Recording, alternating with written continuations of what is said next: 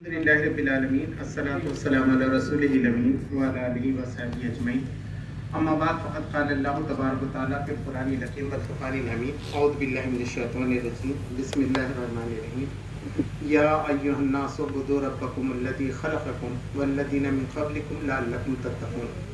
صدق اللہ العظیم۔ محترم امیر جماعت اور مرکز کے تمام ذمہ داران، محترم امیر حلقے کے تمام ذمہ داران اور محترم ارکان بھائیوں اور بہنوں، السلام علیکم ورحمۃ اللہ وبرکاتہ۔ عنوان ہے آج کا کہ تحریک اسلامی عوام کی خاطر اور عوام کے درمیان۔ تو اس میں یہ بتایا گیا ہے کہ تحریک اسلامی کیا ہے۔ تو تحریک اسلامی یعنی اسلامک موومنٹ، جیسے کہ ہمارے پہلے یہاں فریڈم موومنٹ چلی تھی، سوتنترتا آندولن چلا تھا جس کو کانگریس لیڈ کر رہی تھی، اور آندولن تو پورے ملک کے اندر چل رہا تھا۔ ایسی یہ اسلامی آندولن ہے جسے جماعت اسلامی لیڈ کر رہی ہے، جماعت اسلامی تنظیم ہے، اور وہ اسلامی تحریک چلا رہی ہے، آندولن چلا رہی ہے۔ اب یہ تحریک کا جو لفظ بنا ہے وہ حرکت سے بنا ہے، جس میں حرکت ہے، موومنٹ ہے، ہلچل ہے، کچھ کرنا ہے، جمود کا شکار نہیں ہے۔ دوسری بات یہ ہے کہ تحریک کے لیے جو چیلنجز رہتے ہیں ایکچولی وہ اس کے لیے اپارچونیٹی رہتے ہیں۔ جو رسک فیکٹر بھی رہتا ہے وہ کامیابی کی طرف آپ کو لیتا ہے، آپ اس کو پار کرتے ہیں تو آپ کی ہمت میں، آپ کے طاقت میں جو ہے اس سے اضافہ ہوتا ہے۔ دوسرا یہ ہے کہ جماعت کا دستور اس سلسلے میں ہمیں کیا کہتا ہے۔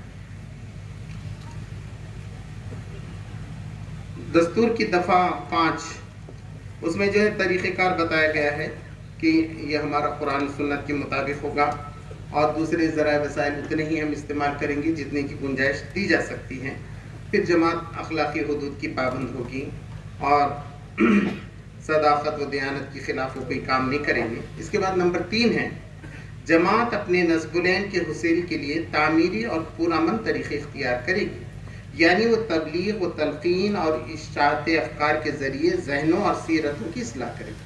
تو اصل پورا طریقہ کار یہ ہے جماعت اسلامی کا کہ وہ تلقین کرے گی، گفتگو کرے گی، ڈائلاگس کرے گی، لوگوں کے ساتھ ملے گی اور ان کے ذہنوں اور سیرتوں کو جو ہے اصلاح کرے گی، اور اس ملک کی اجتماعی زندگی میں مطلوبہ صالح انقلاب لانے کے لیے رائے عامہ کی تربیت کرے گی۔ اصل کام ہی پورا یہ ہے کہ پورے رائے عامہ کی تربیت کرنا ہے ایک صالح تبدیلی کے لیے۔ انقلاب کی جو ہم کہتے ہیں تبدیلی، صالح تبدیلی، مکمل اسلامی تبدیلی کے لیے ذہنوں کو جو ہے ترتیب دینا ہے۔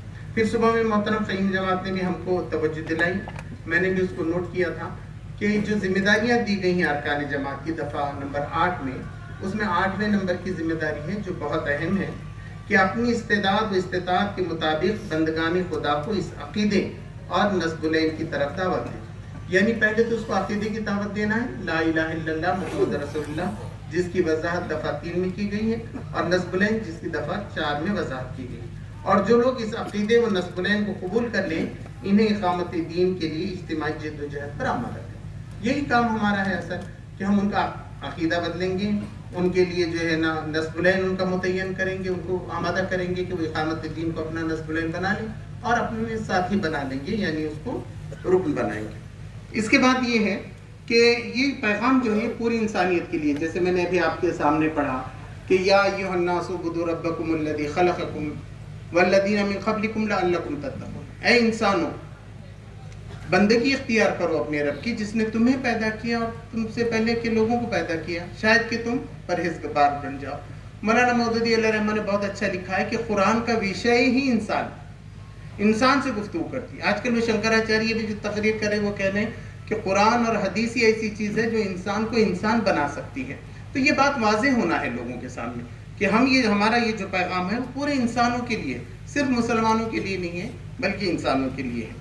اب اس کے نہ پہنچانے کی بھی پوری جو ہے ہمارے پاس قرآن مجید میں بار بار کہا گیا ہے کہ ان الذین یکتمون ما انزلنا من البینات والہدی من بعد ما بیناہ للناس فی الکتاب اولئک یلعنہم اللہ یلعنہم اللائنون، کہ جو لوگ چھپاتے ہیں جو ہم نے نازل کیا، جو ہم نے وضاحت کے ساتھ نازل کیا ہے اور بینات کے ساتھ نازل کیا ہے لوگوں کو کتاب کے اندر، تو وہ چھپاتے ہیں۔ وہ کتاب دی گئی تھی تو ہمارے ذمے بھی کتاب کو پہنچانا ہے لوگوں کے ذریعے۔ اللہ تبارک تعالیٰ نے جو احکام دیے ہیں یہ لوگوں کو پہنچانا ہے۔ اگر ایسا نہیں کریں گے تو کیا ہوگا تو ان پر لعنت ہوگی اللہ کی اور ان فرشتوں کی جو لعنت کرتے ہیں۔ اس کے بعد دوسرے آیت میں یہ بات کہی گئی ہے ہم کو، الا الذین تابوا واصلحوا وبینوا، مگر اب سے توبہ کر لیں، وہ پلٹ آئیں، اپنی اصلاح کریں اور لوگوں کو بتانا شروع کریں کہ اللہ کی کیا ہدایت ہے۔ تو اللہ کی ساری ہدایت لوگوں کے سامنے رکھنا ضروری ہے۔ تو اللہ تبارک و تعالیٰ نے کہا کہ میں ان کی طرف متوجہ ہو جاؤں گا، اور اللہ تبارک و تعالیٰ بہت توبہ قبول کرنے والا ہے۔ لیکن اس کے بعد تیسری آیت میں یہ بات فرمائی گئی، ان الذین کفروا وماتوا وهم کفار، لیکن اس کے باوجود بھی لوگ انکار کریں، یہ پیغام جو امانت ان کے پاس ہے وہ ان تک نہ پہنچائیں، تو پھر ان کے لیے کیا ہے، اولئک لعنت اللہ والملائکۃ والناس اجمعین۔ پہلے تو 2 لعنتوں کا تھا، اللہ اس کے فرشتے، اب سارے انسانوں کو بھی پڑ جائے گا۔ کیونکہ آج دیکھیے کرپشن کیا ہوتا ہے، ایک روڈ بنا رہے ہیں 2 لاکھ روپے کی، لیکن وہ 50,000 روپے میں بناتا ہے، 1.5 کھا لیتا ہے، ہم کہتے ہیں کہ اس نے کرپشن کیا۔ اب یہ جو امانت اللہ کی کتاب کی لوگوں تک پہنچانا ہے، ہم نے نہیں پہنچائی، تو ان کی دنیا بھی ضائع ہو رہی ہے، ان کی آخرت بھی ضائع ہو رہی ہے، تو اس کا کون ذمہ دار ہوگا؟ تو ان کی لعنت بھی جو ہے اس میں پڑ رہی ہے۔ تو اللہ تبارک تعالیٰ نے فرمایا کہ خالدین فیہا، یہ ہمیشہ جہنم میں رہیں گے، لا یخفف عنہم العذاب ولا هم ینظرون، ان کا عذاب بھی کم نہیں کیا جائے گا، اور پھر جو ہے نا ان کو مہلت بھی ملے گی۔ اسپشٹ ہے ہمارے سامنے، سب واضح ہے کہ یہ ذمہ داری امت مسلمہ کی، جہاں خیر امت ہے، کنتم خیر امت اخرجت للناس، تم وہ بہترین امت ہو جو سارے انسانوں کے لیے پیدا کی گئی ہے۔ تو یہ پوری تحریک بھی انسانوں کے لیے، لیکن اس کا طریقہ کار کیا ہے، یہ بھی قیم جماعت نے پہلے بتا دیا کہ جماعت کے اندر بہت ہی بات صاف ہے کہ جماعت امت مسلمہ کو خیر امت کے مقام پر لائے گی۔ اصل کام اس لیے زیادہ توجہ جماعت نے مسلمانوں پر دی ہے، کیونکہ سب مسلمان مل کر ہی یہ کام کو انجام دے سکتے ہیں۔ تو امت مسلمہ کو خیر امت بنانا یہ جماعت اسلامی کا اولین کام ہے۔ پھر اس کے دیگر کام ہے کہ پھر لوگوں غیر مسلموں کے اندر دعوت کا کام ہے، یہ سارے شعبے بنانا ہے اور اس کو چلانا ہے، اور لوگوں کو بتانا ہے کہ اس کو کس طریقے سے انجام دینا ہے۔ اس کے بعد جو ہے نا میرے سامنے ایک کتاب ہے کہ تحریک اسلامی ایک تاریخ ایک داستان، اس میں بتایا گیا ہے کہ مولانا مودودی علیہ الرحمٰن نے ایک ایسا غور و فکر کیا تھا، اور انہوں نے جو ہے نا اس کے سلسلے میں کیا ہدایتیں دی تھیں۔ تو اس میں انہوں نے یہ لکھا، اس غرض کے لیے کارکنوں کو ان کی صلاحیتوں کے لحاظ سے مختلف حلقوں میں تقسیم کرنا چاہیے، اور ہر ایک کی سپرد وہ کام کرنا چاہیے جس کے لیے وہ اہل تر ہوں۔ ان میں سے کوئی شہری عوام میں کام کرے، کوئی دیہاتی عوام میں، کوئی کسانوں کی طرف متوجہ ہو اور کوئی مزدوروں کی طرف، کوئی متوسط طبقے کو خطاب کرے اور کوئی اونچے طبقے کو، کوئی ملازمین کی اصلاح کے لیے کوشاں ہو اور کوئی تجارت پیشہ اور صنعت پیشہ لوگوں کی اصلاح کے لیے، کسی کی توجہ پرانی درسگاہوں کی طرف ہو اور کسی کے نئے کالجوں کی طرف، کوئی جمود کے قلعوں کو توڑنے میں لگ جائے اور کوئی الہات فسق کے سیلاب کو روکنے میں، کوئی شعر و ادب کے میدان میں کام کر رہا ہے اور کوئی علم و تحقیق کے میدان میں۔ اگرچہ ان سب کے حلقہ کار الگ ہوں، مگر سب کے سامنے ایک ہی مقصد اور ایک اسکیم ہو جس کی طرف وہ قوم کے سارے طبقوں کو گھیر لانے کی کوشش کرے۔ اب یہ سننے کے بعد بھی یہ ہوتا ہے کہ اب ہم یہ سوچتے ہیں یہ سارے کام کرنا ہے ہم کو، تو لوگوں کو یہ غلط فہمی ہوتی ہے، کبھی بھاگتے ہیں تو ادب و شعر کی طرف چلے جاتے ہیں، وہی صاحب، پھر وہی صاحب جاتے ہیں تو خدمت کے لیے بھی جاتے ہیں، پھر میڈیکل میں بھی وہی کام کرنا چاہتے ہیں۔ تو اس کو بھی مولانا مودودی علیہ الرحمٰن نے کلیئر کیا۔ ہمارا طریقہ یہ نہ ہونا چاہیے کہ ہوا کے پرندوں اور آندھی کے جھکڑوں کی طرح بیج پھینکتے چلے جائیں۔ اس کے برعکس ہمیں کسان کی طرح کام کرنا چاہیے جو ایک متعین رقبے کو لیتا ہے، پھر زمین کے تیاری سے لے کر فصل کی کٹائی تک مسلسل کام کر کے اپنی محنتوں کو ایک نتیجے تک پہنچا دیتا ہے۔ یعنی کوئی بھی کام آپ لیں، کسی بھی طریقے کا کام لیں، اس کے اندر ماسٹر بنے، اس کو جو ہے نا ڈیولپ کر کے رکھ دیں پوری طرح۔ پہلے طریقے سے جنگل پیدا ہوتے ہیں اور دوسرے طریقے سے باقاعدہ کھیتیاں تیار ہوا کرتی ہیں۔ تو یہ بات اس کے اندر کہی گئی ہے۔ اس کے بعد مولانا مودودی علیہ الرحمٰن نے اس کے اندر بہت اچھی بات لکھ دی، وہ ایک پیراگراف اگر آپ کے سامنے آ جائے تو حیدرآباد کے سلسلے میں ہے۔ مولانا لکھتے ہیں کہ اسی زمانے میں میں دہلی سے حیدرآباد منتقل ہو گیا، اور وہاں ایک ایسی بڑی ریاست قائم تھی جو اپنے رقبے کے اعتبار سے، اپنی آبادی کے اعتبار سے، اپنی آمدنی کے اعتبار سے دنیا کی بعض آزاد حکومتوں سے بھی زیادہ بڑی تھی۔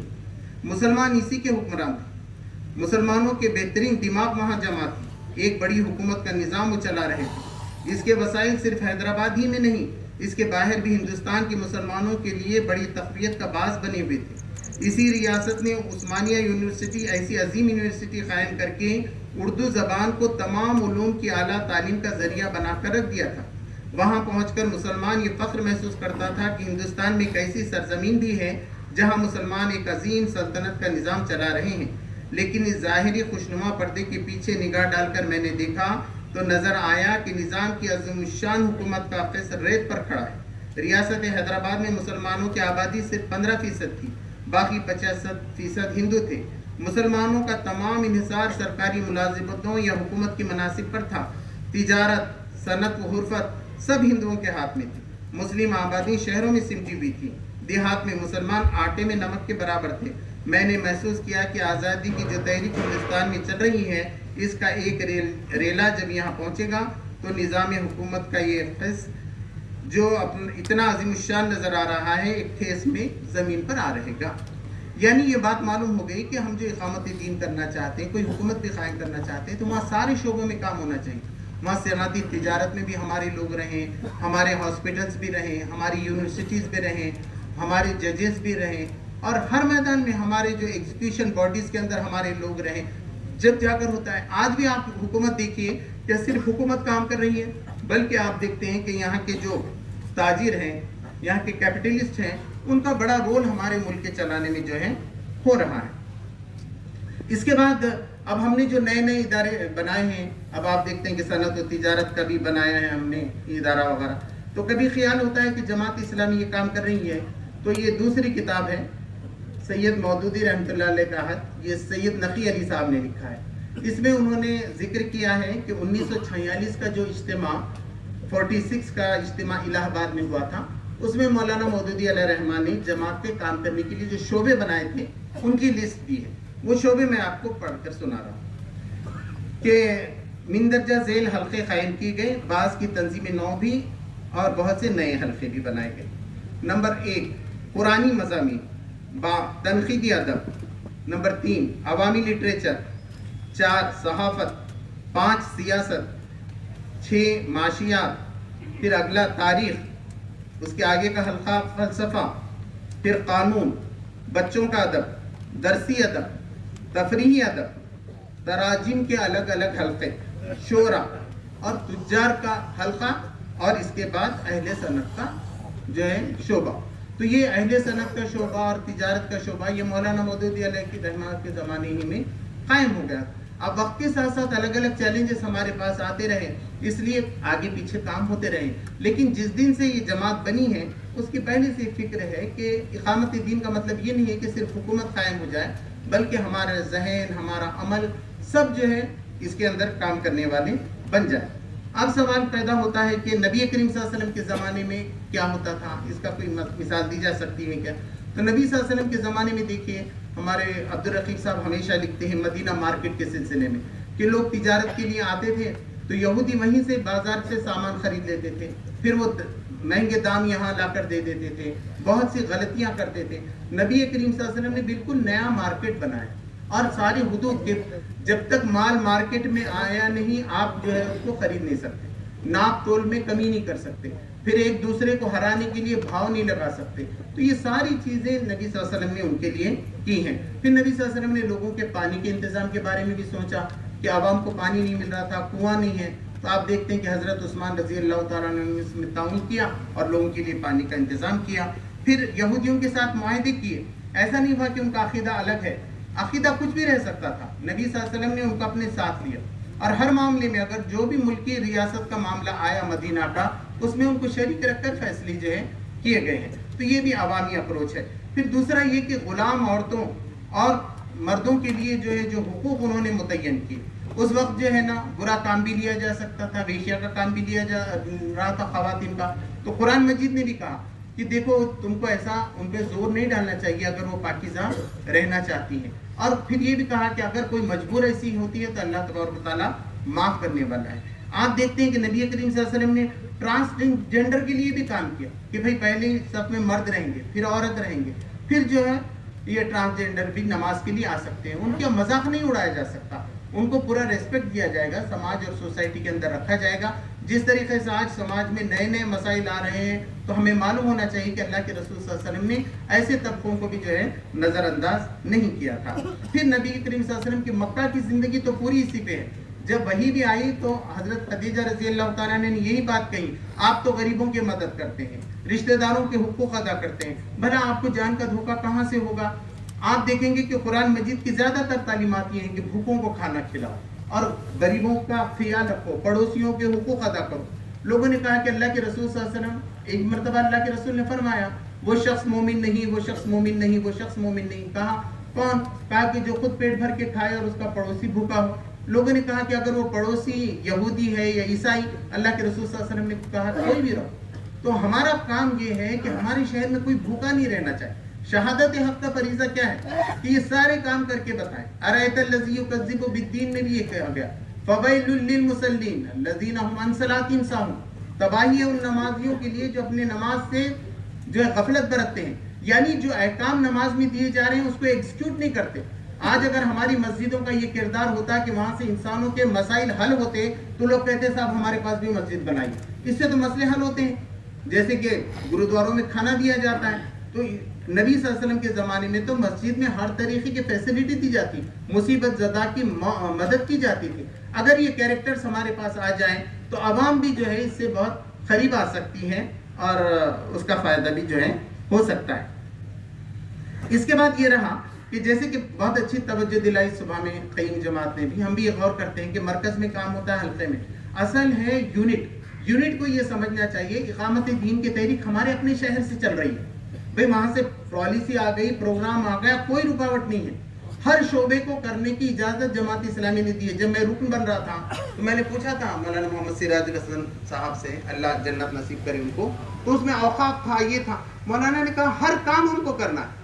جماعت اسلامی میں دنیا کا کوئی کام ایسا نہیں ہے جو وہ نہ کرنا چاہتی ہو، جو بھی کرے گی اللہ اور اس کے رسول کے جو طریقہ بتایا اس کے مطابق کرے گی، اس کو حلال طریقے سے کرے گی، لیکن کوئی شعبہ بھی ہم سے چھوٹ نہیں سکتا۔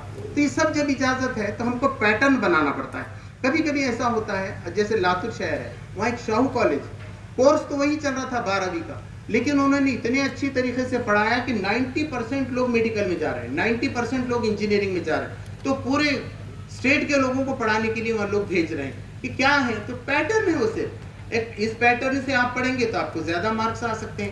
تو کیا ہوتا ہے کسی ہمارے یونٹ کے اندر پڑھنے لکھنے والے لوگ، غور فکر کرنے والے، آئیڈیاز جنریٹ کرنے والے لوگ ہوتے ہیں۔ کہیں کیا ہوتا ہے مقررین ہمارے پاس بہت اچھے ہوتے ہیں، کہیں کہ کمپٹیشن رہتی ہے، اچھا آپ دیکھیں گے کہ ایک یونٹ میں کئی مقرر ہیں جو فائدہ پہنچا رہے ہیں، اور تیسری طرف جو اس کو ایگزیکیوٹ کرنے والے لوگ رہتے ہیں کہ وہ چیز کو لیتے ہیں، جیسے ہمارے غیر سودی سوسائٹیاں چل رہی ہیں یا کوئی اور اسکول چل رہے ہیں یا ہاسپٹل چل رہے ہیں، تو ایسے چلانے والے، ایگزیکیوشن کرنے والے لوگ، ایگزیکیوٹ کرنے والے، ڈیمانسٹریٹ کرنے والے لوگ جو ہے ہوتے ہیں۔ تو ہم یہ دیکھنا چاہیے کہ ہم کیا کر سکتے ہیں، اس میں سے ایک پیٹرن آپ اس کے سلسلے میں جو ہے بنا سکتے ہیں۔ اس کے بعد جو ایفیکٹس آپ کو ہوتے ہیں میں آپ کو بتا رہا ہوں، یہ جو صبح میں چل رہا تھا کہ وہ کتنا ہے آنکڑا، تو وہ 921 تھا، یعنی 921 کروڑ روپے کا ٹرن اوور ہوا آپ کی اتنی 16 سوسائٹیوں میں، اور الحمدللہ 3 سوسائٹیوں کی اور نئی اجازت ملی ہے۔ پچھلے میقات میں ہمارے پاس 10 سوسائٹیاں تھیں، اس میقات کے اندر اور 10 سوسائٹیاں ہو جائیں گی، جس میں سے مجھے پربھنی میں جانے کا بھی موقع ہوا۔ وہاں پر فوزیہ خان بھی آئی تھی، ایم پی، انہوں نے یہ جب سب رپورٹ دیکھی تو کہا کہ صاحب میں ایم پی رہ کر بھی اتنا کام نہیں کر سکے۔ پورا بہت اطمینان سے انہوں نے پورا جائزہ لیا، اس میں 31 نوجوان کام کر رہے ہیں، ہمارے ایس بی آئی سے کم نہیں، کبھی ابھی آپ کو موقع ملے۔ اس کی خاصیت یہ ہے کہ جو لوگ بچت گھر میں پھنس گئے تھے، علماء بھی پریشان تھے، ہماری زیادہ تر خواتین بہنیں پھنس گئی تھیں، تو الحمدللہ تقریباً 3000 کے قریب خواتین کو نکالا گیا۔ اب یہ پورے پربھنی میں ہو گیا، کیونکہ پربھنی کی آبادی 3 لاکھ ہے، اس میں سے 1% لوگوں کو آپ نے آزاد کرا دیا سود سے۔ تو اب کلیکٹر کو بھی یہ بات معلوم ہے، ایس پی کو بھی معلوم ہے، اور جمعیت علماء، جماعت کی دوسری جو جماعتیں چل رہی ہیں ان کو بھی۔ نتیجہ یہ ہے کہ جمعیت علماء نے تو ایک ایوارڈ بھی دے دیا کہ آپ نے بہت اچھا کام کیا ہے، بلکہ لاتور کے اندر دوسری جگہ بھی علماء نے یہ آ کر کہا کہ صاحب آپ نے واقعی حجت پوری کر دی کہ آپ نے راستہ کھول دیا، اللہ نے جو چیز حرام کی تھی سود کی، آپ نے نمونہ بتا دیا۔ اب یہ بات ہے کہ اس کا ضرور ایفیکٹ پڑتا ہے، ہم کو جانے سے پہلے اب آپ جا کر پوچھئے پربھنی میں دیکھیے کتنے محلے ایسے ہیں جو مہاجن سے خالی ہو گئے. اب کوئی ظلم ستم نہیں, وہ چھوڑ کر چلے گئے ہیں اور لوگوں کو غیر سودی مل رہا ہے. ایک مرتبہ امبا جوگئی جانے کا موقع ہوا تھا مجھے ان کے پروگرام میں, تو وہاں کے مندر کے بڑے پجاری اس کے اندر آئے تھے. انہوں نے کہا کہ بھوتوں نہ بھوشیہ, میں نے کبھی سنا ہی نہیں تھا کہ بغیر بیعت کے بھی کوئی چل سکتا ہے. یہ جو سوسائٹی چل رہی, میں تو اپنی زندگی بھر اپنا کھاتا یہیں رکھوں گا. اس سے اچھی چیز ہی نہیں ہو سکتی کہ ہمارے پیسے ہم کو مل رہے ہیں اور غریبوں کے مسائل بھی اس کے ذریعے سے جو ہے حل ہو رہے ہیں. تو کتنے غیر مسلم جو کام کرتے ہیں, جو آڈٹ کرنے کے لیے آتے ہیں, اور دیگر غیر مسلم بھی, اور یہ صرف مسلمانوں کو نہیں دیا جا رہا ہے. آپ جا کے دیکھیں گے کہ اس کے اچھے خاصے پرسنٹیج اس میں غیر مسلموں کا بھی ہے. وہ محسوس کر رہے ہیں کہ یہ بہت اچھا کام ہے. اس سے جو تناؤ کی فضا تھی بہت شہروں میں بدل گئی ہے, خاص طور پر عثمان آباد میں نے دیکھا پوسد میں ٹینس رہتا تھا ہندو مسلمانوں کے اندر, لیکن یہ کام کرنے کے نتیجے میں فرق ہوا. بلکہ پولیس والوں نے دیکھو عمر کھیڑ کے ہم سے یہ کہا کہ صاحب جیسا کام آپ پوسد میں کر رہے ہیں عمر کھیڑ میں بھی کیجئے, تو فضا بدلے گی. اور ویسے ہی ہوا, عمر کھیڑ میں بھی یہ جب کام ملا تو لوگوں کو ایک کام ملا, ایک پوزیٹیو اپروچ ہوا ان کا کہ ہم کچھ کر سکتے ہیں, اور وہ مسلمانوں کے ساتھ بھی اچھا ویوہار کر رہے ہیں, غیر مسلموں کے ساتھ بھی کر رہے ہیں, اور سماج کو جو ہے لیڈ بھی کر رہے ہیں. پھر اس کے بعد جو ہے Tata institute of social science والوں نے, انہوں نے دیکھا اور انہوں نے کہا کہ صاحب غریبی کو دور کرنے کا سب سے اچھا طریقہ یہ ہے. انہوں نے اس پہ ریسرچ کیا اور انٹرنیشنل جو سیمینار ہوا اس میں انہوں نے ہماری رپورٹ بھی پیش کی جو چائنا کے جو ہے نا بورڈ پہ آئی بھی تھی. پھر اس کے بعد یہ ہے کہ ہم کو دوسروں کے جیسے ادارے نہیں چلانا کہ دوسرے چلا رہے ہیں, غیر سوسائٹی وہ چلا رہے تھے سود والی, غیر سوسائٹی ہم چلا رہے ہیں, بلکہ ہم کو ایڈوکیسی کرنا ہے, ہم کو ان کو جانا ہے. مرحوم اشرف صاحب اللہ ان کو بھی جنت نصیب کرے, وہ غیر مسلموں کی سوسائٹیوں میں جا کر یہ بات بتاتے تھے آپ لوگ کیا کر رہے ہیں, ادھر 14% سے بیاض لے رہے ہیں اور ادھر 18% سے دے رہے ہیں, ہم کو دیکھو ہم بغیر اس کے دے رہے ہیں. انہوں نے کہا کہ صحیح بات ہے, غلطی ہم سے ہو رہی. انہوں نے بھی اپنے پیٹرن کو چینج کیا. یہ پگمی لینے کا جو سلسلہ تھا, دوسرے بینک والے 6 مہینے سے پہلے پیسہ نہیں دیتے تھے, لیکن ہم نے کہا آپ کی امانت ہے, ہم دوسرے دن دیں گے. تو آپ دیکھیں گے کہ بینکوں کے اندر بھی چینجز آئے, بینکوں نے لکھایا کہ ہم بھی راحت کے پیٹرن پہ آپ کی پگمی کو جمع کریں گے. تو سماج میں پورے انسانوں کا عدل قسط کا قیام کیا ہے, پورے انسانوں کے لیے ہے. اور اللہ کی یہ ہدایت, چاہے وہ سود کا خاتمہ ہو یا نشے سے دور رہنا ہو یا ماں باپ کے ساتھ اچھا برتاؤ کرنا ہو, سارے انسانوں کے لیے ہے. اگر کوئی آدمی ایمان نہیں بھی لاتا لیکن ان سے بھی فائدہ اٹھاتا ہے تو اس میں کوئی بری بات نہیں. ہم جب اقامت دین کریں گے تو بہت سی قومیں تو ایسی بھی رہیں گی, کبھی مسلمان ایسا نہیں رہا کہ میجورٹی میں رہ کر اقامت دین ہوا, مائنورٹی میں رہتے ہیں, مگر اس کے فیوز سے تو سارے انسانوں کو جو ہے فائدہ ہوتا ہے. اس کے بعد جو میں نے دیکھا وہ سپورٹس کے بارے میں بتایا کہ میں نے خود ممرہ میں دیکھا کہ ہمارے لوگ بہت اچھا سپورٹس کر رہے ہیں, اور غیر مسلم کی ٹیم آتی ہے پورے اخلاقی حدود کے ساتھ, کوئی شرابہ, جیسے کہ دوسرے اسپورٹ میں آپ جا کے بیٹھ نہیں سکتے, گندے نعرے لگتے ہیں, گندا ماحول رہتا ہے, لیکن آپ جماعت کے اسپورٹس میں جائیے, بیٹھیے, آپ کو محسوس ہوگا کہ ایک روحانیت کے ساتھ جو ہے وہ سب ہو رہا ہے, پاکیزگی کے ساتھ سارے اسپورٹس ہو رہے ہیں, کوئی گندا پن آپ کو وہاں پر نظر نہیں آئے گا. ایسا فلم انڈسٹری بھی ہے, بوند بوند زندگی جو ہے اس کو فلم فیئر کا ایوارڈ ملا ہے 30,000 روپے کا. اب جو ہمارے پاس ایرر نکلا ہے, ایرر کے اندر بھی دیکھیے انٹرنیشنل مارکیٹ تک ہم پہنچے, اور وہاں معلوم ہو رہا ہے ہم اچھی فلمیں بھی بنا سکتے ہیں, بلکہ نعرے بھی ہو سکتے ہیں. میں جب کالج میں تھا نا تو ایک ڈائلاگ چلتا تھا کہ جیسا اب آج کل ہے کہ صاحب نفرت کی فضا ہے, نفرت کی فضا ہے, تو وہاں جو ہے نا ایک دوسرے سے کہتا ہے دوست کہ مجھے تو تم سے نفرت ہے, تو وہ گھبرا کے پوچھتا ہے مجھ سے نفرت ہے کیوں, تو کہتا ہے کہ ہاں نفرت محبت کی پہلی سیڑھی ہوتی ہے نا. تو ڈائلاگ ہو گیا, مگر کیا ہوگا, اسی فضا بدل جاتی ہے پوری.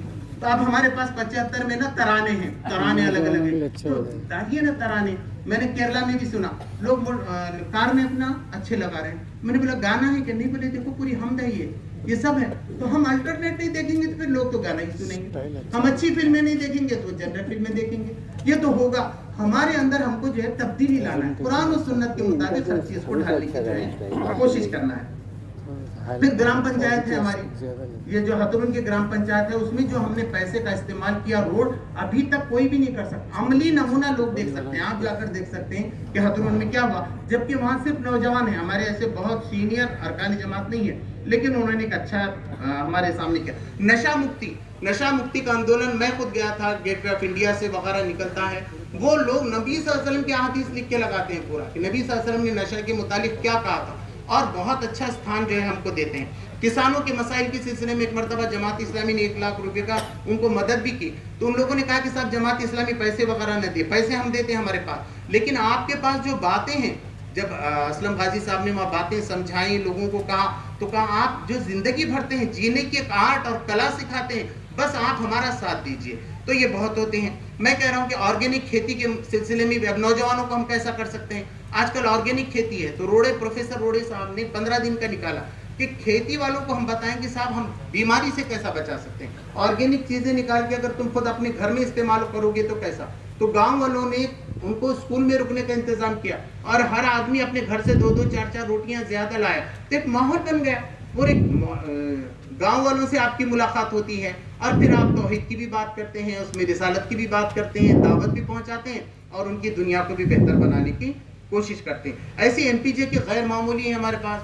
بندھوا مزدوروں کے لیے جو کام کیا گیا، باندھ کام مزدوروں کے ساتھ جو کیا گیا، فوڈ کا مسئلہ جو اٹھایا گیا، سی اے این آر سی کے سلسلے میں لوگ دھرنا نہیں دے رہے تھے، ایم پی جے نے جا کر ہائی کورٹ سے جو ہے نا اس پہ اسٹے لایا اور دھرنا دینے لگا ہے. تو بڑے بڑے کام کیے لوگوں نے. اگر نوجوان کو تھوڑا سا اچھا موقع دیا جائے، ایسی اے پی سی آر کے اندر بھی آپ دیکھتے ہیں اس کے اندر ضرورت اس بات کی ہوتی ہے کہ ان کے پاس لٹریچر نہیں ہے، اس لیے کمیونسٹ لٹریچر پڑھ کر ہی ہم جو ہے نا اس میں باتیں کرتے ہیں تو ذرا تھوڑا سا الگ ہو جاتا ہے.